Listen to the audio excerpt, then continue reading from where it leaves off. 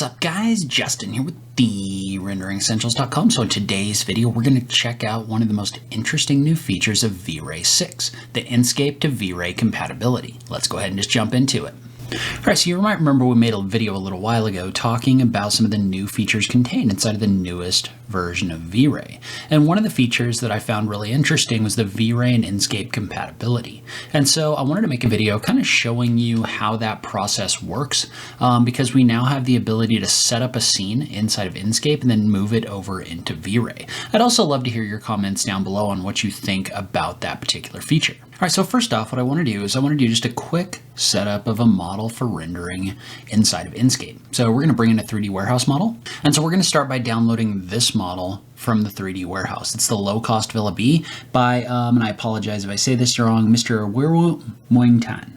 And what we're going to do is we're just going to click on download. We're going to bring this into our model and we're going to set it up for rendering. Alright, so there's a couple steps I usually follow when I'm doing this. So first off, I like to take all the furniture that's in here. I like to put it on its own tag and turn it off because we're going to use the Inkscape furniture in order to set this model up. So I'm just going to call this furniture. We're going to go ahead and put this on the furniture tag and we'll toggle it off. So I'm also going to delete out this default model. We'll leave this for right here. And so what I want to do is I want to go into Inkscape. And we're going to go ahead and use the Inkscape asset library to populate some models inside of our SketchUp model for rendering. Note these will get brought in as those low poly proxies, which is great because it doesn't really slow down the performance of your SketchUp model. And so remember that when you texture those out or when you render this out, those are going to get brought in as fully textured models, even though they're the proxy models in your SketchUp model for performance. So beyond this, we're also going to want to apply some materials, and then we're going to add some trees in the background in order to finish our setup. All right, so now we're going to go in and we're going to replace some materials. And so the way that we want to do that is we just want to pop open our Inkscape material editor and we want to find some of these materials. So for example, I want to replace this wood with an Inkscape wood material, right? Because this one is kind of tiled and it's very low resolution. So we can just click on this button right here to do that. And so we want to select a material. So we've sampled this material 15. And what I want to do is I want to right click on it and click on replace with Inkscape material. That's going to pop up the Inkscape material library and it's going to actually let you pick a material to replace it with. So in this case, maybe we'll go with this wood 01 and just click on the option for replace. And notice how this replaces this in the background of your model right here. So we're going to do that a couple more times.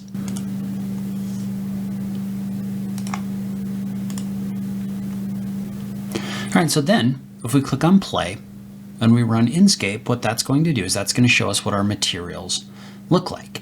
And so it was really easy to swap all of those out for higher quality Inkscape materials from the SketchUp materials. Note that the grass material that we've applied on here, actually because it has grass in the name, is actually applying a grass texture to it. So notice how these materials look a lot better, right? So this one's a lot shinier and the texturing just looks better. Just overall, it's a better material. So now we've got our materials set up. There's really one more thing that we want to do inside of Inkscape, and then we can move over into V-Ray. So in order to do that, we're just going to click on the Asset Library button right here. And we're actually going to add this next part directly inside of Inkscape, because it gives us the ability to do this now. So what we want to do is we want to click on the multi-asset placement. That's going to allow us to place things like trees in our model. And it's going to allow us to place multiple different trees at once. Maybe we'll just say tree. But then you can go through and you can pick out some of those trees, right? So for example, let's say that I want this deciduous tree, maybe this tree right here, something like this. We'll just use these three trees. And so there's a few different placement types, right? You could use this to place a line and then place trees on the line. You can also do a circular placement like this, and that'll randomly place those. Or you can also use the brush function or the bucket function, which is going to allow you to click on the surface, and that's going to randomly place trees on a surface based on whatever you've selected. And you can adjust things like the density just by dragging the slider up and down like this. So you can definitely do that. And if you don't like the way this is generating in here, you can also click on the regenerate function. It'll just regenerate over and over again. Now, one thing that we may want to do is we can go ahead and click on confirm placement, but then we can also come back in here and select individual trees that are in the way. Like these, for example, I don't really need because they're going to be behind my camera. So I'm going to go ahead and delete these out so that I only have trees in front of my camera. Now, if I zoom in, move my camera down like this, and click on apply changes, those trees are going up inside of Inkscape like this. So now we've got this image in here that's basically rendering out with our clouds, it's got our sunlight, and it's got our materials all set up. And so now we're at a point where we could export this rendering out of Inkscape if we wanted to do that. We could also make some more environmental changes, or now we can move over into V-Ray, which is what I'm going to do. And so just one thing to note about this is there is this page it's been set up where they talk about the V-Ray Inkscape compatibility and kind of why you would want to do that. And probably the biggest thing that they note on here is if you're working with a design team that's working in Inkscape and you work in V-Ray, everything that they have is now kind of a starting point for your V-Ray project, right? You don't have to go through and set up everything manually or anything like that. So as kind of a like workflow going from Inkscape to V-Ray, that's one piece where you might use that. Another is it just gives you higher resolution options, more output options, and other things that you can change. All right, so now we're going to jump over into V-Ray. And first thing I want to do is I want to run a quick interactive render just so you can see that this recognizes and brings in the Inkscape geometry as well as the Inkscape materials. So we're going to do this quick interactive render and notice how this brings in both the Inkscape materials with their setups as well as the Inkscape trees in the background. And so the Inkscape trees look fine in the background, but we want to go ahead and take a look at what some of those Chaos Cosmos trees are going to look like, because some of those are going to be higher resolution or just look a little bit different than the Inkscape trees. So let's start by jumping out of here and going over and opening up Chaos Cosmos and bringing in a tree. And in this case, I've already downloaded this mountain alder, so we're going to bring that in, but you can also click on the drop down and look for 3D models under vegetation and trees. And there's different options in there. And so you've got all these different trees, but let's just bring in this mountain alder for a second. So I'm just going to click on the button right here to import to my model, and I'm just going to drop the mountain alder right in here. All right, and so if we do a quick look at this render, notice how, I mean, there's not a massive difference between the two trees, but the V-Ray tree definitely does look a little bit more realistic, right? If I put them side by side, it's just got a little bit more detail to the leaves, and I've just got this running in interactive mode right now, but it's got just a little bit more detail to the leaves than the Inkscape tree. And so you might want to swap out these Inkscape trees with the V-Ray trees if you're bringing things over into V-Ray. And so the way that we would do that is there's really a couple different ways, right? You could take all of these trees and you could delete them out, or you could also just bring in a couple of these V-Ray trees and then just use the component browser in order to swap these out. So if I go into my components, click on the drop down, I click on the drop down and I go to in model and I find the deciduous tree 27 elm. What I can do is I can right click on it and I can click on select instances. Well, then I can find this mountain alder that I brought in, right? This mountain alder 02, which is a V-Ray tree. I can right click and I can click on replace selected. And notice what that does is that swaps out all of the Inkscape components with the V-Ray components. So if I was to do another quick render in here, notice how these are all going to be instances of that tree now instead of the Inkscape tree. So we can go ahead and do this for the rest of these as well. So I can maybe find like a bigger tree that I want to bring in. So I've got this English oak. So I would do the same thing where I would find the deciduous tree, select instances, and then I would replace those with the English oak. And again, remember the random rotation and scale does remain in here. And then we'll do the same thing with this last tree. Maybe I'll bring in a Norway maple. One thing that would be nice with these that Inkscape has is it would be nice to have some scale figures next to these so you can figure out how tall the trees are going to be. Because it's really hard for me to tell right now how tall these trees are going to be. But I'm going to go ahead and bring this in. And then we'll go ahead, select these instances, and we'll replace those with the Norway maple. Now you could come back in here and actually respread your own trees using V-Rays if you wanted to, but this is going to be a lot faster. All right, so now we're just going to come back in here and do another quick interactive render just so we can see what those new trees look like. So now we've replaced all the Inkscape trees with V-Ray trees from Chaos Cosmos. But now what I want to do is I want to add some V-Ray fur to the ground. And one thing to be aware of with the V-Ray fur is remember that we're going to create a view that looks something like this, right?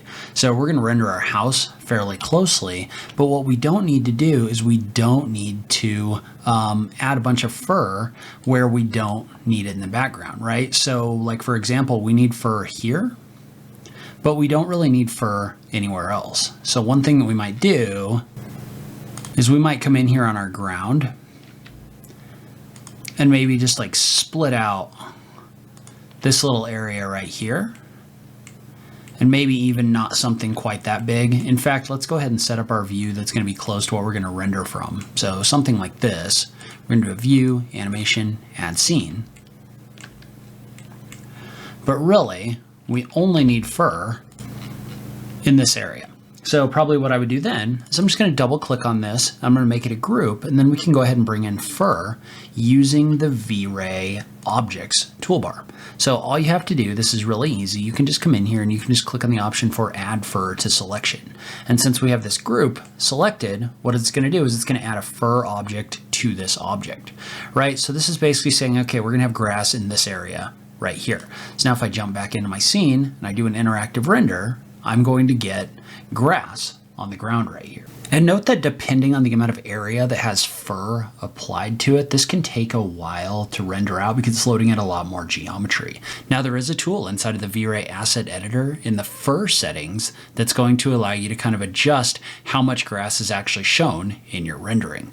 So what we want to do is we want to jump over into our fur settings and scroll down to level of detail, and we want to turn that on. What that's going to do is that's going to allow us to set a distance from our camera and also a rate at which our grass is reduced. And what that's going to do is at a certain distance, this is going to start showing lower quality detail to save on your performance. So to use less geometry, lower quality, but your performance will get better.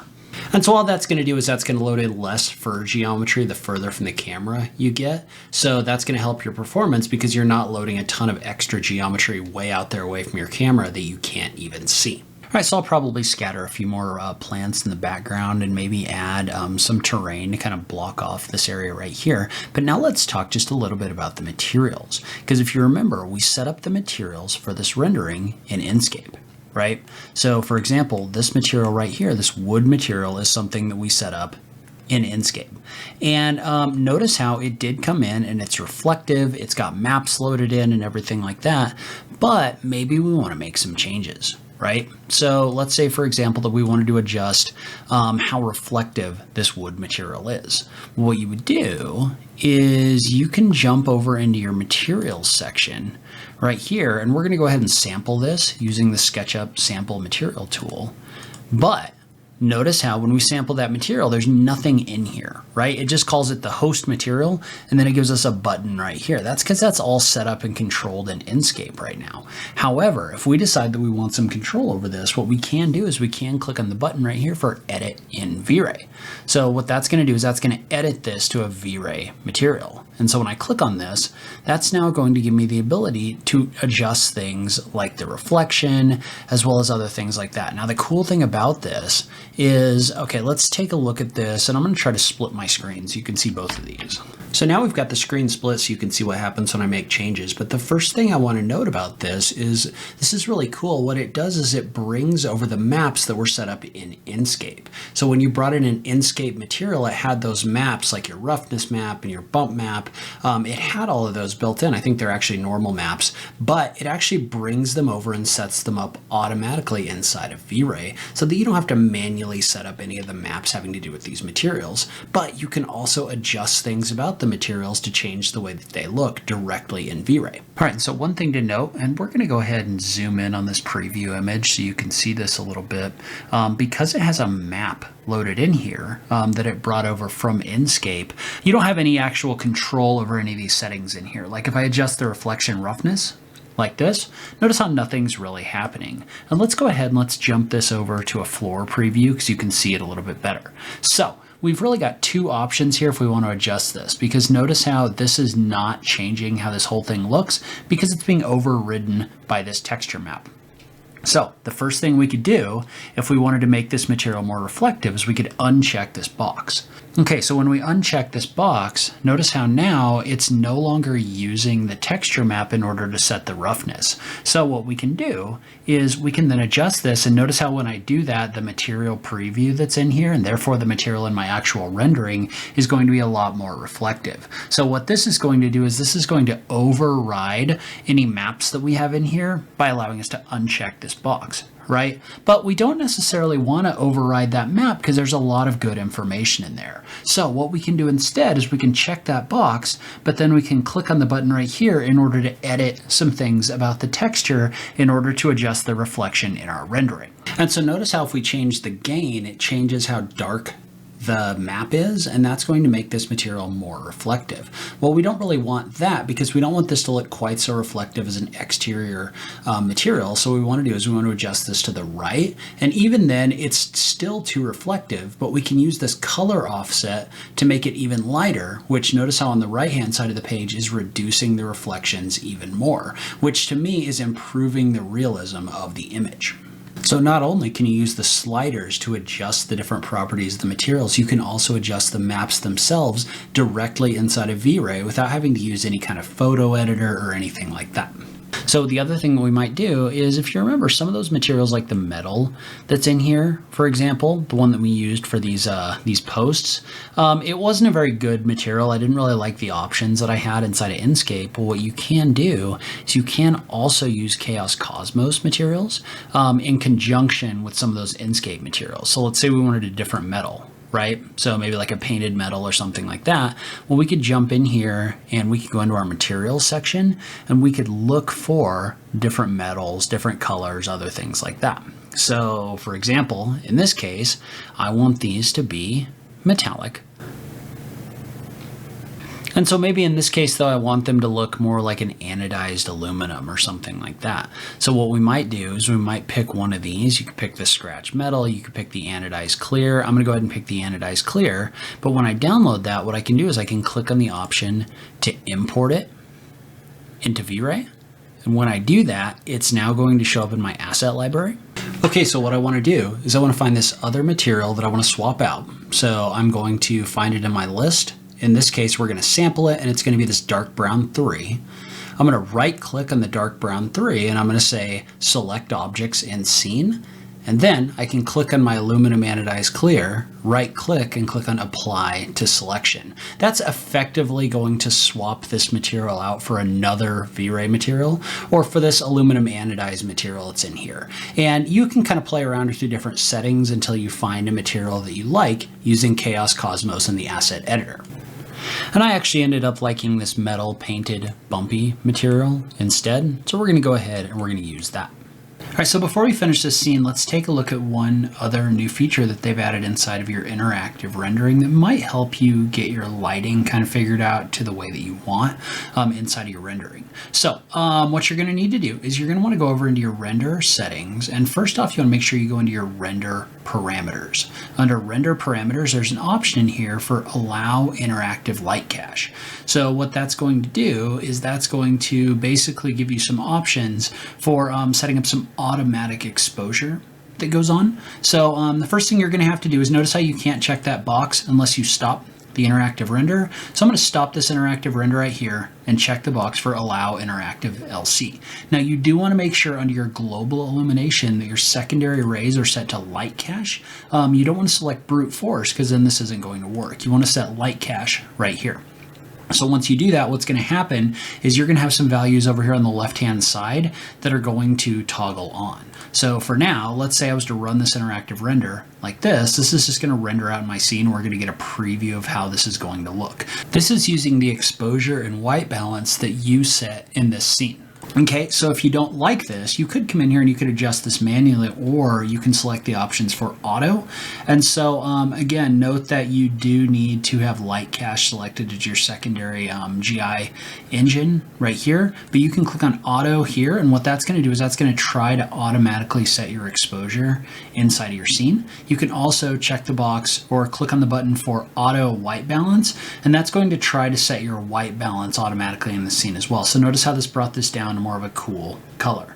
Now, if you do want to adjust this or kind of override that a little bit, you can use the compensation in here to do that. So if we wanted to brighten this up, for example, we could drag our compensation to the right like this. Or if you wanted to make it a little dimmer, like maybe you felt like it was too bright, you could drag that to the left right here. So this is a feature that you can use in order to try to automatically set your exposure values while you're in interactive render mode. I believe this was already there in your production render or your final render mode, but this is something that's now showing up in the interactive mode as well. All right, so now let's jump in here and let's add some clouds using V-Ray's clouds function. So we're just going to jump into our sunlight right here. Remember that there's an option that just got added for clouds. So what that's going to do is that's going to let you add clouds in the sky in your model. So you can adjust things like the density of clouds, and notice how you're getting a preview over here of what that might look like. So for example, I can drag my density up, maybe adjust my variety a little bit to adjust the way that the clouds look, and then we could adjust the height up or down depending on what we're trying to do.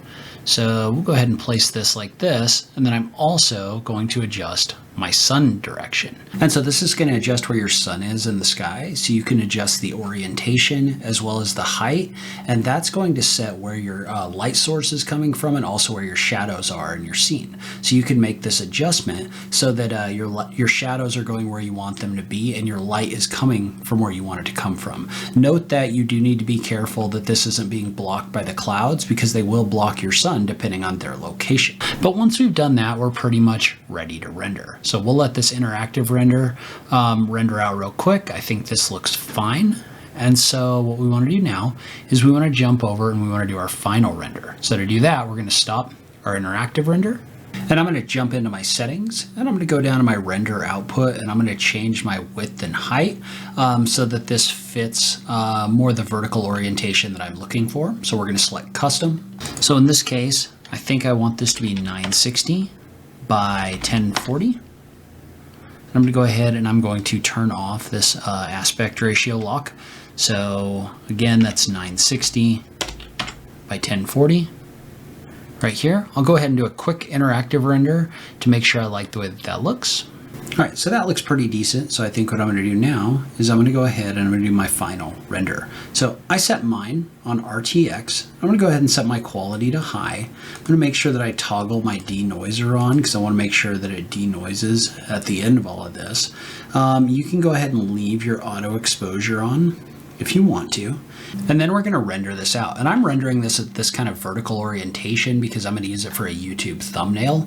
So I'm going to split the screen with an Inkscape. You can set this to whatever you want. You could set this to more of a high definition if you wanted the more landscape look. But for what I'm doing right here, that's why I'm setting this to these settings. But then I'm just going to click the drop down here. I'm going to click on the render with V-Ray button. And I'm going to let this render out. All right, and so one other thing to note when you're working in V-Ray that does make it different than Inkscape, and kind of expands the functionality a little bit, is you do also have your post-processing tools built in on the right-hand side of your page. So inside of your frame buffer, what you can do is you can drag this out. This is going to give you the ability to add different layers. So let's say, for example, that I wanted to adjust the exposure of the overall image as well as the brightness of the sky. Instead of you having to export this to a Photoshop, what you can do is you can add layers over here on the right-hand side of the page. So if you click in here, notice how there's a bunch of different layers in here that allow you to do different things. So for example, if you wanted to add a curves layer to kind of adjust the lights and the darks in here, you could drop that in there. You could also add a layer for exposure. So if I bring exposure in here, let's say that I don't necessarily want this sky to be quite so bright. What I can do is I can bring this highlight burn down, and notice how when I bring that highlight burn down, that sky isn't going to be nearly as bright. So I can use that to bring this down. I can also bring the overall exposure of the image up or down as well. And so you may also want to adjust the contrast with this layer. But there's other things that you can do in here too. So for example, I could adjust like the hue and saturation or the color balance in here. So if I was to bring a hue and saturation, what I could do is I could adjust the color saturation of the image. Remember, if I bring this color saturation all the way to the left, it's going to give me kind of a black and white.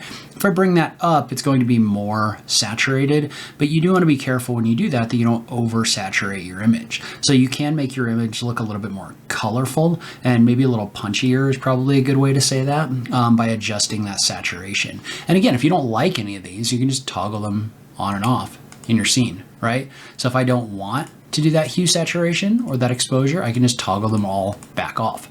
So this gives you a lot of control over what your final image is going to look like inside of V-Ray. Okay, so another one you might want to bring in here is you might want to bring your color temperature in, or your white balance is what it's called here. But basically what this is going to do is this is going to give you the ability to either make this cooler, which is going to make it more blue, or in this case, what I think makes this image look better is bringing that color temperature up. So notice how this image looks completely different depending on what that color temperature is going to be. So this gives you a number of different things directly inside of V-Ray that otherwise you might have to go to a photo editing software or something like that. And so we're just going to do a file and we're going to do a save current channel because that's really all I want right now. I'm going to save this as a JPEG and I'm just going to save this as rendered image. And what that's going to do is that's going to save that as a JPEG image file that you can open on your computer. All right, and then once we're done, if we open them both up, you can kind of see the comparison back and forth between the two images. So I've got the Enscape image on the left-hand side and the V-Ray on the right. The V-Ray image, I think, definitely has more detail. I think I like the shadows a little bit more and also the trees, but I mean, the Enscape render looks good as well. So, I mean, I like the way that both of these programs generate images. I do think V-Ray brings more to the table when it comes to customization, and it's got some higher resolution materials and other things like that. So being able to move back and forth between them, I think could definitely be a good thing. But I'd love to hear from you in the comments down below what you think about this workflow. All right, so that's where I'm going to end this video. Leave a comment below. Let me know what you think about this process. I'd love to hear from you on if you think you would use it, if you would transfer things from Enscape to V-Ray. I just love having that conversation with you guys. As always, thank you so much for taking the time to watch this, and I'll catch you in the next video. Thanks, guys.